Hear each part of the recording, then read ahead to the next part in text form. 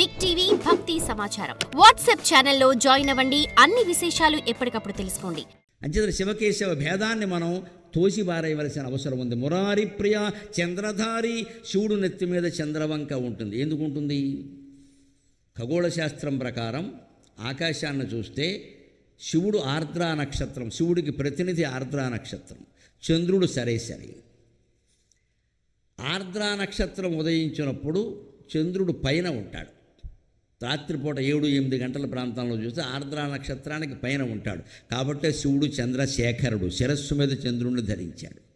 మీరు తెల్లారకట్ట చూస్తే అదే చంద్రుడు కిందకు వస్తాడు, ఈ ఆర్ద్రా నక్షత్రం పైకెడుతుంది. అప్పుడు శివుడికి వాహనం కింద అవుతాడు. వృషభ రాశి కూడా అంతే, ఒక సమయంలో పైన ఉంటుంది, రెండో సమయంలో కింద ఉంటుంది. అందుకే వృషభ వాహనుడు అంటారు విష్ణువుని, వృషభ కేతనుడు అని కూడా అంటారు. పైన ఉంటే జెండా, కింద ఉంటే వాహనం. ఇదొక భావన. అందుకే మనం శివుడు ఉత్సవాలు జరిపితే జెండా ఎగరేసి ఎద్దు బొమ్మ వేస్తాం, విష్ణు ఉత్సవాలు జరిగితే జెండా ఎగరేసి గరుత్మంతుడు బొమ్మ వేస్తాం. ఇందులో ఎక్కడైనా తేడా ఉందా?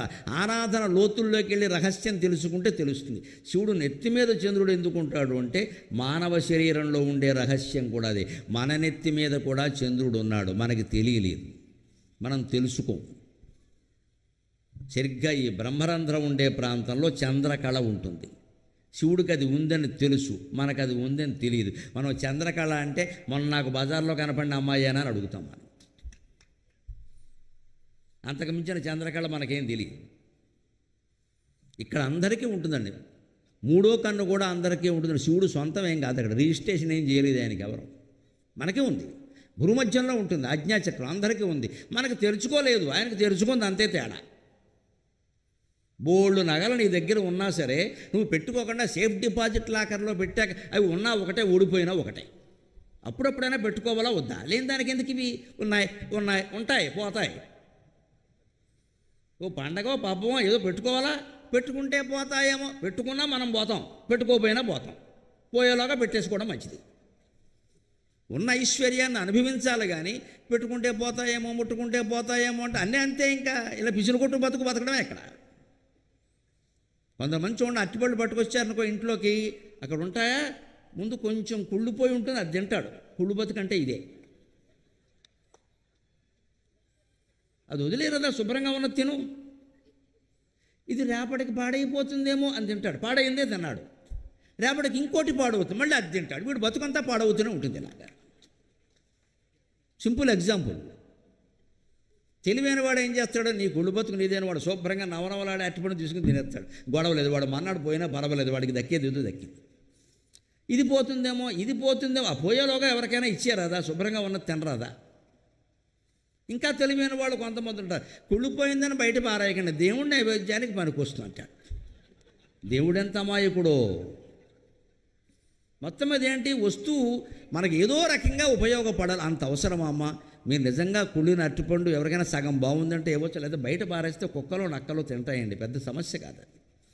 తడి చెత్త కింద పారేస్తే తింటా, ఇబ్బంది లేదు. అవి తినే జీవులు ఉన్నాయి, అవి అరుగుతాయి. కుక్కలు దుమ్ములో పడిపోయిన రొట్టె ముక్క తింటాయి, దానికి అరుగుతుంది. ఆ దుమ్ములో పడిన రొట్టె మనం తినలేం కదా, మనకు అరగదు, దానికి అరుగుతుంది. భగవంతుడు దానికి శక్తి ఎందుకు ఇచ్చాడు? కుక్కకి అప్పుడు వెండి పళ్ళెంలో అన్నం పట్టడు, పెంట కుప్ప మీద రొట్టె ముక్కే తినాలి, దాన్ని బతుకది. అందుకని దానికి ఆ శక్తి ఇచ్చాడు. మనకెందుకు ఇవ్వలేదు? మనం వెండి పళ్ళెంలో పెడితేనే మొత్తం 100 కోట్లు సంపాదిస్తున్నాం. పెంట కుప్ప మీద కూడా తినకపోతే పెంట కుప్పలు కూడా ఉండవు దేశంలో, అవి కూడా ఆక్రమిస్తాం. ఇక వెండి పళ్ళెంలో శుభ్రమైన అన్నం అయితే తప్ప నీకు అరగదంటేనే 100 కోట్లు దోచుకుని సంపాదిస్తున్నావు. అక్కడ పెంట కుప్పల మీద తిండి కూడా నీకు అరుగుతుంది అన్న ఒక పెంట కుప్పలు కూడా లోకంలో ఉండవు. ఇంకా మనిషి తెలుసును కాబట్టి వీడికి అరగకుండా చేశాడు దేవుడు. వజ్రాలు సంపాదిస్తాడు ఒకడు, మరమరాలు తిన్నా అరగవండి వాడి కర్మ. మరమరాలు కొనుక్కుంది కూడా ఒకడికి డబ్బులు ఉండవాడు, వాడికి వజ్రాలు తిన్నా అరిగిపోతాయి, వాడు అదృష్టం, వాడికి లేదు తిండి. ఇప్పుడు సమాజం బాగుండాలంటే ఏం చేయాలి? ఈ ఉన్నవాడు లేనివాడికి ఇవ్వాలి. అదే సమాజం. నాకుంది వాడికి లేదు. దానానికి ఇంతకంటే అర్హత ఏమిటండి? కులము, మతము, ప్రాంతం దేంతో సంబంధం లేదు. దానం అంటే నాకుంది నీకు లేదు, ఇచ్చేస్తున్నాను, తీసుకో. అలా అయితే మనకు హాయిగా అరుగుతుంది, అంతా అంతే. అంచేతను వీటిని జయించడం అంత కష్టం కాబట్టి చంద్రధారి. ఇప్పుడు గమనించండి, ఇక్కడ ఆకాశంలో చంద్రుడు ఉంటాడే, పైన శివుడిని ఎత్తి మీద, అలాగే ఇక్కడ మన శిరస్సు మీద కూడా చంద్రకళ ఉంటుంది. చంద్రధారి మహేంద్రాది బృందారకానంద సందోహ సంధాయి. ఆ చంద్రకళ మన శరీరంలో పైన ఉంది కదా, శివుడి శిరస్సు మీద కూడా కనబడుతోంది కదా. ఎప్పుడు చంద్రకళ అంటే అమృతాన్ని స్రవిస్తూ ఉంటుంది. సరిగ్గా బ్రహ్మరంధ్రం దగ్గర ఉన్నటువంటి సహస్రార పద్మంలో ఉన్న చంద్రకళ అమృతం స్రవిస్తుంది. ఇప్పుడు కూడా స్రవిస్తుంది. గంటకో 2 గంటలకో 3 గంటలకో ఒక్క బొట్టు పడుతుంది. ఏమవుతుందో తెలుసా? ఆ బొట్టు ఆ చంద్రకళలో ఉండే అమృతం కొండనాలుక ద్వారా స్రవిస్తుంది. మనకు కొండనాలుక ఉంటుంది లోపల, పైన లోపల ఇలా అంటే తగులుతూ ఉంటుంది. ఆ కొండనాలుక ద్వారా స్రవిస్తుంది.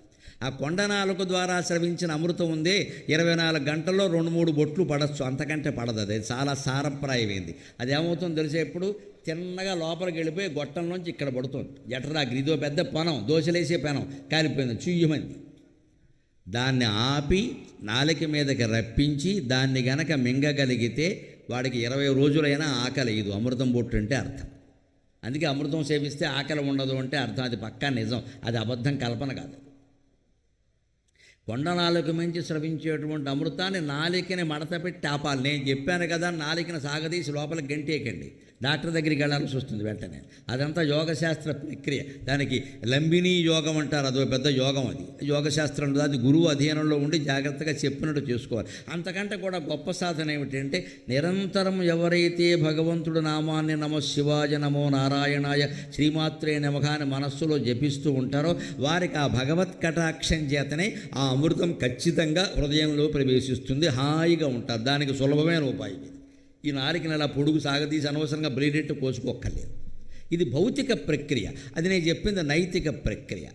తంత్రంలో ఎప్పుడు తంత్ర విధానం ఉంటాయి అమ్మవారి ఉపాసనలో. ఈ భౌతిక ప్రక్రియలు చేస్తారు వాళ్ళు, దెబ్బతింటారు. ఒక్కోసారి అవయవాలు దెబ్బతింటాయి, జరిగేది జరగదు, దెబ్బతింటాయి. అదే నైతిక ప్రక్రియ ఉందే మనసులో చేసే స్మరణ, అది ఏమి హాని చేయదు. చేస్తే మేలు చేస్తుంది, లేకపోతే లేదు. ఆ సులభమైన సాధన చేయొచ్చు. అలా చేస్తే మనకు కూడా అమృతం కిందికి స్రవిస్తుంది. అప్పుడు మనకు ఆకలి దప్పికలు ఉండవు. అంతేకాదు అన్నీ సమానంగా కనపడతాయి. ఇదంతా మిథ్య అని అర్థమైపోతుంది. బృందారక ఆనంద సందోహ సంధాయి. బృందారకులు అంటే దేవతలు. బృందారకులు సైతం ఆనందం కలిగించేవాడు శివుడు. ఎందుకని?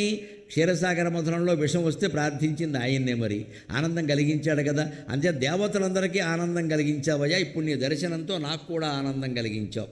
సందోహ సంధాయి పుణ్యస్వరూప. మన పుణ్యాలన్నిటికీ ఫలితాన్ని ఇచ్చేది భగవంతుడు కాబట్టి పుణ్యస్వరూప విరూపాక్ష. విరూపమైన అక్షములు కలిగిన వాడు. మనకి 2 కళ్ళు ఇలా సమానంగా ఉంటాయి. ఎవరికైనా ఓ కన్ను పైకి ఓ కిందికి ఉందనుకో వంకర కళ్ళవాడు అంటాం వెంటనే మనం. ఓ కన్ను మెల్లకన్ను అనుకో మెల్లకన్ను అంటాం వెంటనే. శివుడు మనకి 2 కళ్ళు సమానంగా ఉంటాయి. శివుడికి ఎలా ఉంటాయంటే 2 కళ్ళు ఇలా ఉండగా ఈ 2 భ్రూ మధ్యంలో కనుబొమ్మల మధ్యలో ఇంకో కన్ను ఉంటుంది. అంచేది విరూపాక్ష. హంపీలో స్వామి పేరు విరూపాక్షుడు. విరూపమైన అక్షములంటే ఇలా వరుసగా లేకుండా ఇలా త్రిభుజాకారంలో ఉంటాయని కళ్ళు. ఎందుకు ఉంటాయి? ఆయనకున్నట్టే మనకు కూడా ఇక్కడ భూమధ్యంలో 3వ కన్ను ఉంది. ఆ 3వ కన్ను మనకి తెరుచుకోలేదు. ఆ 3వ కన్ను నిలువుగా ఉంటుంది, అడ్డంగా ఉంటుంది. ఈ 2 కళ్ళు అడ్డంగా ఉంటాయి. అడ్డమైన కళ్ళతో చూడబట్టే ప్రపంచం మొత్తం అడ్డగోలుగా కనపడుతుంది మనకి. ఈ వ్యవహారాలన్నీ ఇక్కడ అడ్డమే. అడ్డం అనే మాట ఎప్పుడు వాడతారో గమనించండి. అడ్డంగా వచ్చావు, అడ్డంగా మాట్లాడతావు, అన్నిటికీ అడ్డం అవుతావు, వ్యతిరేక అర్థంలో వాడతారు. నిలువు ఎప్పుడు వాడతారండి? నిలబడ్డాడు మనిషే, నిలబెడతాడో నిలబడాలి. కాపురం నిలబెట్టాడమ్మా, ఉద్యోగం నిలబెట్టాడమ్మా అన్నప్పుడు కాపురం పడగొట్టాడమ్మా అందరూ. నిలబడ్డం అనే దాన్ని అనుకూల అర్థంలో వాడుతున్నాం, అడ్డం అనే దాన్ని వ్యతిరేక అర్థంలో వాడుతున్నాం. మనకి అడ్డకళ్ళే ఉన్నాయి, దురదృష్టవశాత్తు నిలువు కన్ను తెరుచుకోవాలా. అందుకే మన జీవితాలు అడ్డగోలుగానే ఉన్నాయి. ఆ నిలువు కన్ను తెరుచుకుంటే జ్ఞానం వచ్చినట్టు లెక్క. అప్పుడు ఈ ప్రపంచం అంతా ఒక కళలా కనపడుతుంది. శివుడు మొత్తం దీన్ని కళలా చూస్తాడు. అందుకే ప్రపంచంలో ఏం జరిగినా శివుడు పట్టించుకోడు, విష్ణువు పట్టించుకుంటాడు. ఆ 2 రూపాల్లో తేడా. ఆయన పని కాదు అది. శివుడు లయకారుడు. ఆయన పని ఎప్పుడు మొత్తం కంపెనీ మూసేటప్పుడు వస్తాడు ఆయన. విష్ణువు పని అది కాదండి, పెద్ద బాధ్యత. లోకాలను కాపాడాలి అంటే ధర్మాన్ని నిలబెట్టాలి, అధర్మాన్ని సంహరించాలి. కాబట్టి 10 అవతారాలైనా 100 అవతారాలైనా విష్ణుమూర్తి ఎత్తుతాడు, కానీ శివుడు ఎత్తడు అంటే ఎత్తలేడు అని కాదు, ఆయనకు అవసరం లేదు. ఆ పని వేరే వాళ్ళకి అప్పగించారు. అంటే బ్రహ్మ విష్ణు మహేశ్వరులు ఎలా ఉన్నారు? ఒకరి పనిలో ఒకరు జోక్యం చేసుకోవట్లేదు. మనం కూడా ఉద్యోగాలు చేసినా ఇంట్లో ఉన్నా అలాగే ఉండాలి జాగ్రత్తగా. అన్నింటికీ మొగుడు మీద పెత్తనం చేయడము తప్పే, అన్నింటికీ ఆడదాని మీద పెత్తనం చేయడము తప్పే. ఆడవాళ్ళ పనులు ఆడవాళ్ళకి ప్రత్యేకంగా ఉంటాయి. వాళ్ళ పనులు వాళ్ళు చేసుకునే స్వేచ్ఛ ఇచ్చేయాలి. ఏ చీర కట్టుకోవాలో ఆవిడ నిర్ణయించుకోవాలి. ఈయన వెళ్ళి సెలక్షన్లు చేయొద్దు, ఇక్కడ పని లేకుండా ఆవిడ నిర్ణయించుకుంటారు. అలా ఈయన విషయంలోనైనా అంతే. ఒకడు ఏదైనా చెప్పకుండా ఒక పని చేసి ఎవరికైనా 400 దానం ఇచ్చినట్టుగా తెలిసిందనుకో, తర్వాత ఎవరన్నా వచ్చి మీ ఆయన నీకు తెలియకుండా చాలా సొమ్ము ఇచ్చేస్తున్నాడు అంటే మంచిదే కదా కుటుంబానికని చెప్పాలమ్మా, నమస్కారం పెట్టుకోరుతుంది. అంతే, మొదటి నుంచి అలా దుబారా చేయబట్టే అయిపోతుంది, ఇక్కడ అనకూడదు. ఇక్కడ పైగా ఈ మాట మనకి తెలిస్తే తెలవచ్చు, మనం అడిగితే అడవచ్చు. పక్క ఆవిడెవరండి మన దగ్గర అనడానికి? ఆవిడ నోరు మూయించాలి ముందు. నా మొగుడిని అడగడానికి నువ్వెవత్తవి, నీకేం సంబంధం ఇస్తే అది మూయించాలి. మేము 100 ఇచ్చుకుంటాం నీకెందుకు అన్నామనుకో, ఇక చెప్పదు. అక్కడికేదో మన మీద సానుభూతి ఒరిగిపోయినట్టు మనకేదో చెప్పడం. ఇక్కడ భార్యాభర్తల మధ్యలో తగాదా పెట్టడం తప్పితే ఏం లేదు. ఇక్కడ ఎవరి పనులు వారుకున్నా, ఎవరి దాన ధర్మాలు వారుకుంటా, ఎవరి అభిరుచులు వారుకుంటా అక్కడ స్వేచ్ఛ ఉంటుంది. పెత్తనం చేయాల్సిన పనేం లేదు ఇక్కడ. For more videos like this, subscribe Big TV channel.